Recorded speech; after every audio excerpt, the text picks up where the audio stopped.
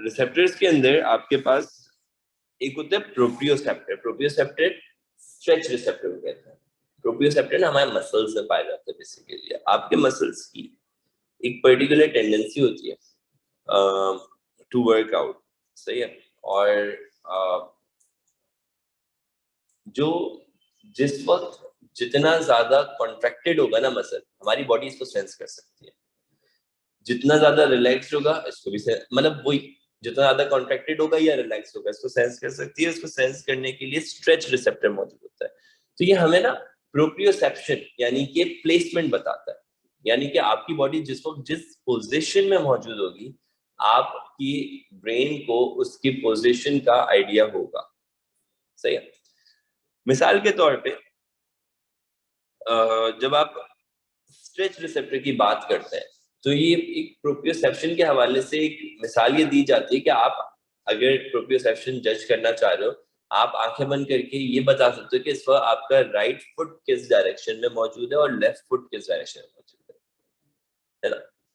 तो the point is this कि proprioception receptor है और रिसेप्टर के थ्रू जनरेट होने वाला एक इम्पल्स है। इसी तरह से हेयर सेल्स आते हैं। हेयर सेल्स कॉक्लिया के अंदर और सेमी सर्कुलर कैनाल्स के अंदर मौजूद है। कॉक्लिया और सेमी सर्कुलर कैनाल दोनों इंटरनल एयर का स्ट्रक्चर है। कॉक्लिया क्या होता है? कॉक्लिया इस नील जैसा स्ट्रक्चर होता था, पढ़ा है तुम लोगों ने? अच्छा, इसके अंदर एक बड़ा मसला आता है। एयर ना बहुत सारे स्कूल में 7 क्लास में 6 7 क्लास में 8 क्लास में पढ़ा दिया जाता है। Air internal structure of air, हाँ फ्लूइड भी होता है, हाँ ग्रीन सी डायग्राम होती है। हाँ, तो बहुत सारे स्कूल्स में ना कॉक्लिया और ये सारी चीजें पढ़ा दी जाती हैं, लेकिन बहुत सारे बच्चों को नहीं पढ़ाया बहुत था। खास तौर से जो ये समझ लो कि जो कैम्ब्रिज की लोअर सेकेंडरी पता नहीं कौन सी बुक आती थी ना साइंस की, वो जो स्कूल्स फॉलो कर रहे होते थे ना, तो उसमें तो एयर का स्ट्रक्चर है 7 क्लास में, पता नहीं 8 क्लास के, लोअर सेकेंडरी साइंस बुक कुछ करके था। हाँ, एक लोअर सेकेंडरी साइंस आता था, पता नहीं कुछ ऐसा आता था, सही है। तो उसके अंदर होता था। तो कॉक्लिया का ना स्ट्रक्चर स्नेल जैसा होता है दिखने में, सही है। इसके अंदर ना 2 ट्यूब्स जा रही होती है, उसमें फ्लूइड होता है और उसमें ना अंदर हेयर फॉलिकल जैसे स्ट्रक्चर्स मौजूद होते हैं। तो जब उसके ऊपर ना एयर ड्रम लगा होता है, तो जब बाहर से कोई वेव आती है कान पे पड़ती है, तो उस फ्लूइड के अंदर वाइब्रेशन प्रोड्यूस कर देती है, और वो वाइब्रेशन ना ये वाले सेल्स, हेयर सेल्स डिटेक्ट करते हैं, और फिर हमारा ब्रेन उसको एम्पलीफाई कर देता है किसके अंदर, साउंड के अंदर, ठीक है। दूसरी तरफ हमारे पास 3 कैनाल्स होती हैं जो कि एक दूसरे से ना इस एक्सेस पे मौजूद है, कि एक एक्स एक्सेस पे मौजूद है, एक वाई एक्सेस पे मौजूद है, और एक जेड एक्सेस के ऊपर मौजूद होता है, सही है। 3 कैनाल्स होती हैं, ये ऐसे काम कर रहे होते हैं, इनको सेमी सर्कुलर कैनाल्स कहा जाता है। ये तुम्हें बैलेंस करने में हेल्प करते हैं, तुम्हारी बॉडी को। आपकी बॉडी बैलेंस हो रही है just because of these semi circular canals. ये बेसिकली इंटरनल एयर का ही पार्ट है। सेरिब्रम, सेरिबेलम, सेरिबेलम इससे कनेक्टेड हो सकता है, सही है। बैलेंस करने के काम आ रही है बॉडी को। हाँ, बैलेंस आउट हो जाता है, चक्कर आने लगते हैं, कान बंद हो जाते हैं, तो भी वो बेसिकली इसको इफेक्ट करता है बॉडी के बैलेंस को, सही है। अच्छा देखो भाई, आपके पास रिसेप्टर में बता था ना अलग से मौजूद हो सकता है, और फिर उससे कनेक्टेड एक न्यूरॉन होगा, या फिर ऐसा हो सकता है कि आपके पास जो रिसेप्टर है वही कंटिन्यू कर जाएगा न्यूरॉन के अंदर। तो ये दोनों पैरामीटर्स मौजूद है। तो सेंसरी न्यूरॉन और सेल बॉडी, और फिर उसके कनेक्टिंग पार्ट के ऊपर न्यूरोट्रांसमीटर वेसिकल्स होंगे जो कि रिलीज आउट हो रहे होंगे, और वो बेसिकली काम करते हैं किसके ऊपर, एक न्यूरॉन के ऊपर। वो न्यूरॉन जो कि यहाँ से सेंसेशन लेके जा रहा होगा वो सेंसरी न्यूरॉन होगा, या फिर एक सेंसरी बल्ब लगा हुआ होगा यहाँ पर और सेल बॉडी मौजूद होगी, और फिर नीचे डायरेक्टली न्यूरॉन कंटिन्यू हो रहा होगा। तो ये वाले जो आपके पास स्ट्रक्चर होते हैं ना, ये फ्री नर्व एंडिंग्स कहलाते हैं, सही है। ये आपके पास फ्री नर्व एंडिंग्स कहलाती हैं, सेंसरी न्यूरॉन्स में मौजूद होती हैं। और दूसरी तरफ आपके पास यहाँ पर ये जो स्ट्रक्चर है ना, ये रिसेप्टर सेल कहलाएगा। रिसेप्टर सेल अलग है और सेंसरी न्यूरॉन उसके साथ कनेक्टेड अलग है, ठीक है। यहाँ पर रेस्टिंग मेम्ब्रेन पोटेंशियल होगा रिसेप्टर के ऊपर, जब कोई इम्पल्स आएगी तो फिर एक्शन पोटेंशियल जनरेट होगा। बिल्कुल उसी तरह से काम करेगा जिस तरह से एक न्यूरॉन काम कर रहा था। लेकिन रिसेप्टर की फंक्शनिंग ना लिखने को आते हैं, कोलिनर्जिक रिसेप्टर्स के हवाले से एक काम हमारे पास आता है लिखने के लिए। कोलिनर्जिक रिसेप्टर कैसे काम कर रहे हैं उसको हम लोग इससे रिलेट कर रहे होते हैं, और दूसरा ये कि सिंपली रिसेप्टर कैसे काम कर रहा होता है ये बता रहा होता है। अब लेट्स सपोज कि यार ये तुम्हारे पास ना एक रीजन ऑफ स्किन है, इसके ऊपर ना ये ऊपर माइक्रोविलाई का स्ट्रक्चर मौजूद है, इसके ऊपर सोडियम चैनल मौजूद होते हैं और सोडियम इन्फ्लक्स करता है जब कोई इम्पल्स यहाँ पर आती है। तो जब कोई इम्पल्स आएगी ना तो सोडियम इन्फ्लक्स कर जाएगा और वो न्यूरोट्रांसमीटर वेसिकल्स को बाहर रिलीज आउट करेगा, और वो एक सेंसरी न्यूरॉन के ऊपर कोलिनर्जिक रिसेप्टर से, क्योंकि न्यूरोट्रांसमीटर जो रिलीज हो रहे हैं ना वो एसिटाइलकोलिन होगा, तो वो कोलिनर्जिक रिसेप्टर से बाइंड करेगा और कोलिनर्जिक रिसेप्टर सोडियम इन्फ्लक्स करवाएगा, जो कि -55 मिलीवोल्ट का थ्रेशोल्ड पोटेंशियल जनरेट करता है। ठीक है, फिर आपके पास प्रोसेस आ जाता है एक साइनैप्स का। साइनैप्स क्या है? साइनैप्स एक ऐसा इवेंट है जिसके अंदर दो न्यूरॉन्स के बीच में इम्पल्स ट्रेवल कर रही है। साइनैप्स दो न्यूरॉन्स के जंक्शन को भी कहा जाता है। साइनैप्स स्ट्रक्चरल नाम भी है, साइनैप्स फंक्शनल नाम भी है। फंक्शनली साइनैप्स का मतलब है इम्पल्स का ट्रेवल करना। स्ट्रक्चरली साइनैप्स का मतलब है pre synaptic, post synaptic, axon terminal और डेंड्रॉन का जुड़ना, ब्रिज बनाना आपस में। सही है। अच्छा, ये ब्रिज बनाते नहीं है, बीच में गैप मौजूद है, तो उस गैप को साइनेप्टिक क्लेफ्ट कहा जाता है। और एक्सॉन टर्मिनल वाली मेम्ब्रेन को प्री साइनेप्टिक मेम्ब्रेन और डेंड्राइट वाली मेम्ब्रेन को पोस्ट साइनेप्टिक मेम्ब्रेन कहा जाता है। प्री साइनेप्टिक मेम्ब्रेन और पोस्ट साइनेप्टिक मेम्ब्रेन। जो प्री सिनेप्टिक मेम्ब्रेन होती है ना, यहाँ पर न्यूरोट्रांसमीटर वेसिकल्स मौजूद होते हैं अंदर, और जब इम्पल्स आती है ना तो इम्पल्स आती है सोडियम पोटेशियम इनफ्लक्स और इफ्लक्स के तौर पे, तो वो एंड पे पहुंच के कैल्शियम इनफ्लक्स करवाती है। जैसे ही इम्पल्स एक्सॉन टर्मिनल तक पहुंचेगी तो कैल्शियम अंदर भर जाएगा, कैल्शियम इनफ्लक्स कर जाएगा। कैल्शियम बाहर से भी आता है, कैल्शियम माइटोकॉन्ड्रिया और एंडोप्लाज्मिक रेटिकुलम से भी आएगा, और कैल्शियम जो है ना वो जाके इस न्यूरोट्रांसमीटर वेसिकल को पहले बाहर की तरफ मूव कराएगा और फिर एक्सोसाइटोसिस करा देगा। इसकी क्या करा देगा? एक्सोसाइटोसिस। अब ये जो न्यूरोट्रांसमीटर है ना ये जाके बाइंड करेगा फिर उसी कोलिनर्जिक रिसेप्टर पे, और हम यहाँ पे मिसाल ले लेते हैं एसिटाइलकोलिन की, हमारे पास सबसे कॉमन है, यही पाया जाता है बॉडी में, तो हम बार-बार इसी की एग्जांपल ले रहे हैं। तो सोडियम केमिकल गेटेड चैनल खोलेंगे। जब सोडियम केमिकल गेटेड चैनल खुलते हैं तो फिर आपके पास थोड़ा सा सोडियम अंदर आता है।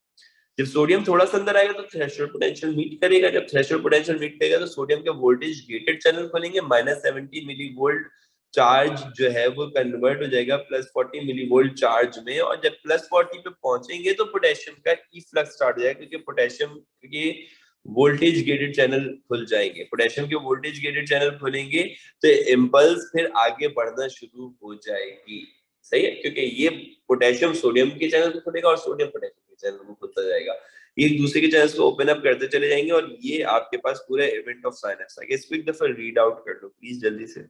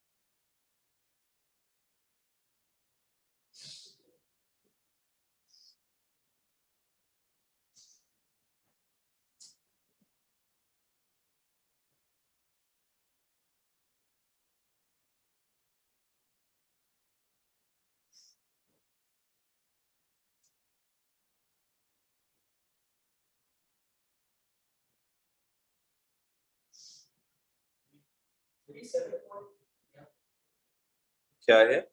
हाँ बेटा, ये बहुत इम्पोर्टेंट, इसमें तो बहुत क्वेश्चन।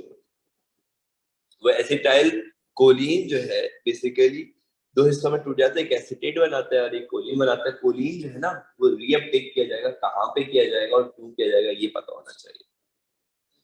ठीक है भाई, चले आगे बढ़ते हैं। With this we have muscles. Next, muscles क्या होता है? हाँ, ब्रेक चाहिए।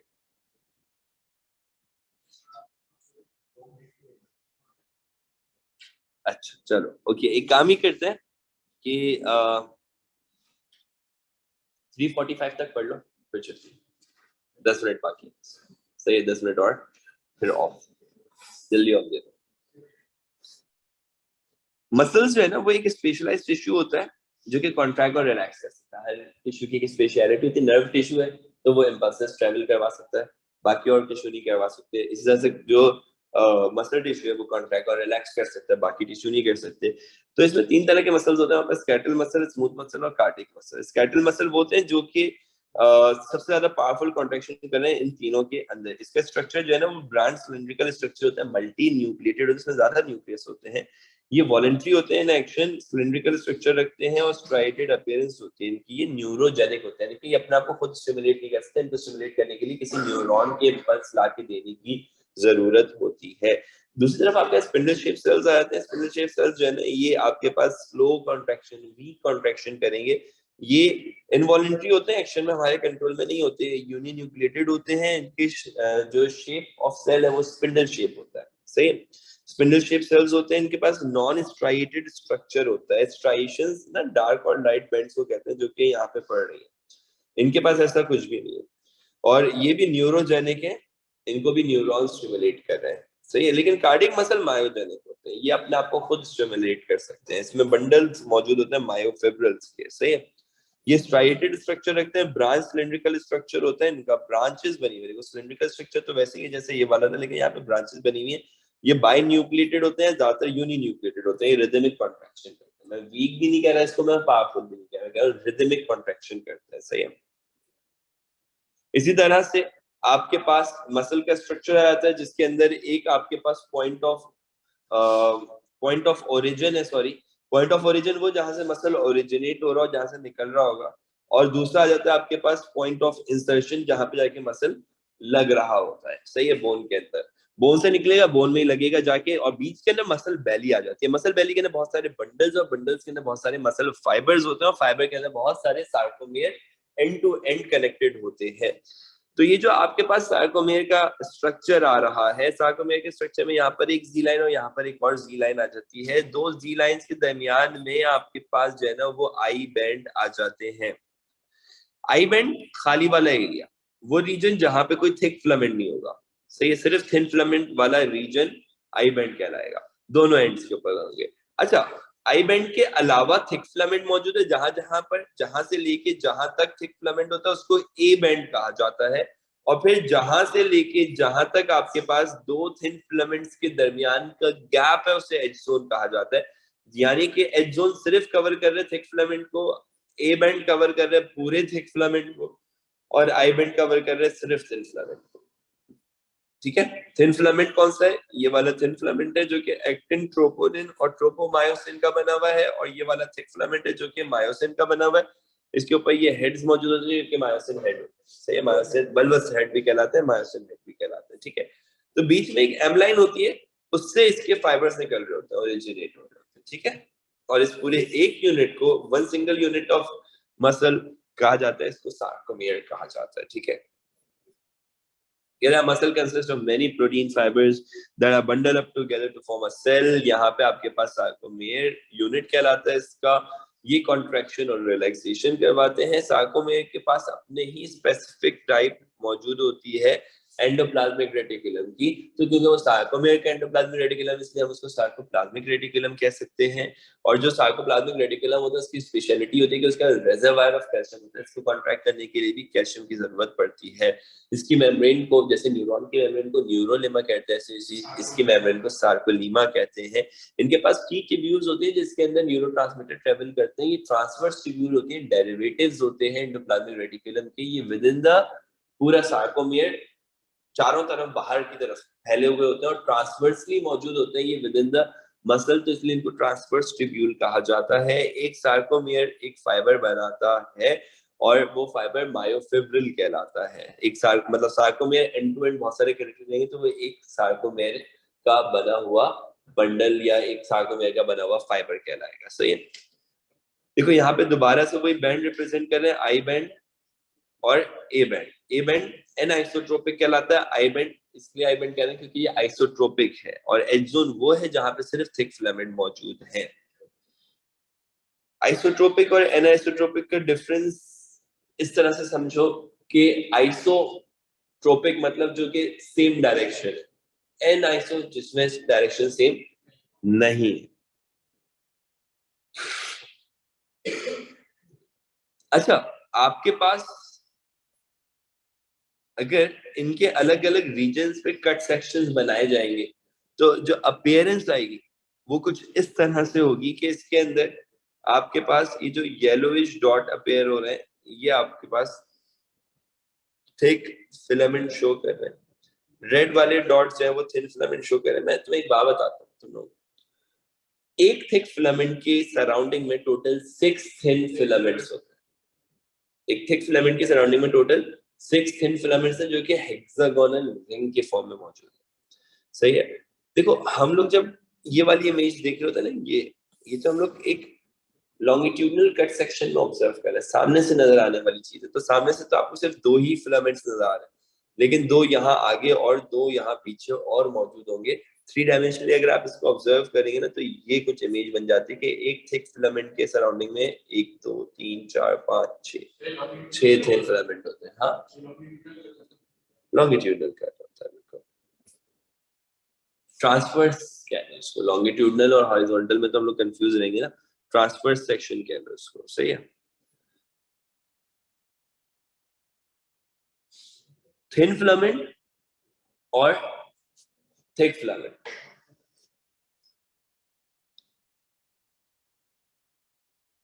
ये जो तुम्हारे पास थिक फिलामेंट होता है ना, इसमें सिर्फ मायोसिन है। देखिए मायोसिन 2 तरह से मौजूद है। मायोसिन आपके पास मायोसिन का फाइबर बना रहा है और एंड पे जाके टर्मिनल पे जाके वो मायोसिन हेड बना रहा है। वो जो हेड है ना वो ग्लोब्यूलर प्रोटीन का बना रहा है।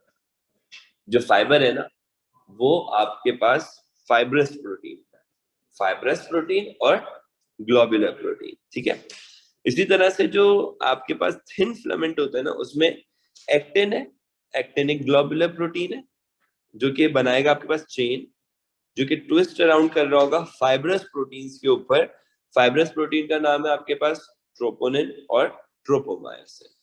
ट्रोपोनिन ट्रोपोमायोसिन एक कॉम्प्लेक्स बनाते हैं, फाइब्रस प्रोटीन है, ट्रोपोनिन और ट्रोपोमायोसिन एक कॉम्प्लेक्स बनाते हैं। और जब कैल्शियम आके लगता है ना इनसे तो ये स्लाइड कर जाता है थोड़ा सा ताकि बल्बस हेड इनसे उठ के अटैच हो सके। एक कॉन्ट्रैक्शन के दौरान दोनों जी लाइंस एम लाइन की तरफ मूव करती है। सही, तो डायरेक्शनली मूव कर रही होती है। मैकेनिज्म ऑफ कॉन्ट्रैक्शन इसका स्लाइडिंग फिलामेंट थ्योरी से रिलेट किया जाता है। स्लाइडिंग फिलामेंट थ्योरी में इसको पढ़ा जाता है जब हम कहते हैं कि भाई कैल्शियम आयन जो है वो रिलीज होते हैं into the cytoplasm. Calcium ion bind करता है टू द थिन फिलामेंट और कैल्शियम जाके बाइंड करेगा ट्रोपोनिन से और ट्रोपोमायोसिन कॉम्प्लेक्स से।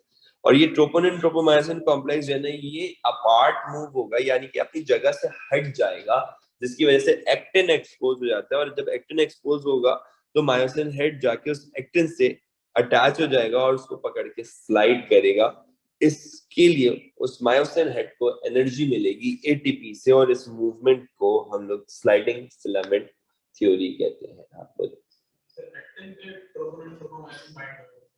हाँ, एक्टिन तस्बी के दानों की तरह से मौजूद है। ग्लोबुलर प्रोटीन है ना, तस्बी के दानों की तरह से यूनिट्स जुड़े हुए और उसके ऊपर ना 2 फाइबर्स रैप हुए हैं उसके ऊपर। तो जब कैल्शियम आके लगता है तो वो थोड़ा सा एक गैप बना देते हैं, तो अंदर एक्टिन एक्सपोज हो जाता है, तो मायोसिन जाके उससे बाइंड हो जाता है। सही।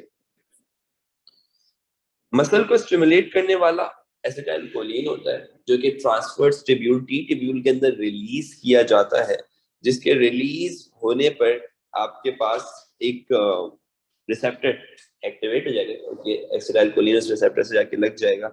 वो रिसेप्टर अंदर सेल सिग्नलिंग करवाएगा, और सेल सिग्नलिंग करवा के वो अंदर कैल्शियम रिलीज करवाएगा। जब कैल्शियम इनफ्लक्स होगा, मतलब अंदर बहुत सारा कैल्शियम आएगा जब, तो उसके कैल्शियम के आने की वजह से, just because of that calcium, आपके पास थिन फिलामेंट एक्टिवेट हो जाएंगे। कैसे? कैल्शियम बाइंड करेगा ट्रोपोनिन ट्रोपोमायोसिन कॉम्प्लेक्स पे, कैल्शियम उसको एक्सपोज कर देगा एक्टिन को, जो उसके अंदर छुपा हुआ था, और एक्टिन एक्सपोज होगा तो मायोसिन हेड, जिसे एटीपी से एनर्जी मिल सकती है, वो एटीपी उसको मिलेगा, एनर्जी मिलेगी, वो उठेगा, वो जाकर उससे बाइंड करेगा, उसको पकड़ के towards the M line contract करेगा। तो दोनों तरफ से thin filaments towards the M line move करते हैं। सही। तो क्या होता है, मसल कॉन्ट्रैक्ट, मसल भी all or none process follow करता है, यानी कि या तो कॉन्ट्रैक्ट करेगा या तो बिल्कुल नहीं करेगा। ये ऑल और नन डिपेंड करता है किस पे? ऑल और नन डिपेंड कर रहा होता है, मतलब डिपेंड करने से मतलब ये कि ऑल और नन इम्प्लीमेंट हो रहा होता है एक सार्कोमेर, मतलब एक सार्कोमेर या तो पूरा कॉन्ट्रैक्ट करेगा या तो बिल्कुल नहीं करेगा। सही है। और फिर sarcomere end to end connected होते हैं।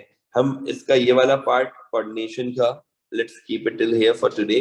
अच्छा, होमियोस्टेसिस इन प्लांट्स और कोऑर्डिनेशन इन प्लांट्स फिर हम लोग एक और क्लास रख के उसको रिवाइज कर लेंगे। जो हम लोग रिवीजन क्लासेस लेके चल रहे थे, ये उसकी आज आखिरी क्लास है। अब आप लोगों के पास इसके पास पेपर्स रह गए होमियोस्टेसिस के और कोऑर्डिनेशन के, वो करवाने मुझे। तो मैं क्या किया करूंगा, मैं किसी भी वक्त एक एक्स्ट्रा टाइम निकाल के एक्स्ट्रा क्लास आप लोग की कॉल आउट कर लूंगा। That would be most Welby on Sundays. सही है, शाम के वक्त में, ताकि फिर जो रिमेनिंग पार्ट होगा इसका वो भी रिवाइज कर लिया जाए। सही है, और पास पेपर्स कर लें। ठीक है, कल से रेगुलर क्लासेस है बेटा।